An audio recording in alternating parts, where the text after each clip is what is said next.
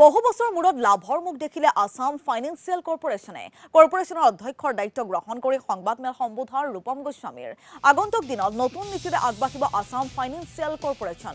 বহু বছৰ ধৰি লোকচানৰ সন্মুখীন হোৱা কৰ্পোৰেচনটোৰ উন্নতিৰ কাৰণে সলনি কৰা হ'ব ৰিকভাৰী পলিচি।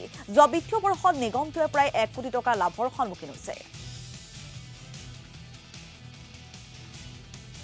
সুখী হৈছোঁ যে যোৱা আগষ্ট মাহত মই জইন কৰিছোঁ, মেডাম আৰু মই একেলগে জইন কৰিছোঁ আৰু বহু বছৰৰ মূৰত আমি এইবাৰ লাভৰ মুখ দেখিবলৈ সক্ষম হৈছোঁ। AFCক এটা নতুন ৰূপত সজাব বিচাৰিছোঁ। তাৰ বাবে আমাৰ যিমান লেণ্ডিং পলিচি আছে বা আমাৰ যি ৰিকভাৰী পলিচি আছে, এই বস্তুবোৰ আমি সলনি কৰি পেলাই বৰ্তমান মাৰ্কেটত যেনেকৈ যি ৰেটত ইণ্টাৰেষ্ট ৰেট চলি আছে, আমি সেই দ্বাৰাই আমি উঠি অহা এণ্টাৰপ্ৰিনাৰবিলাকক আমি সহায় কৰিব বিচাৰোঁ। এতিয়া কিন্তু AFCত সেনেকুৱা ধৰণৰ নাই, আমি খুব কঠোৰ।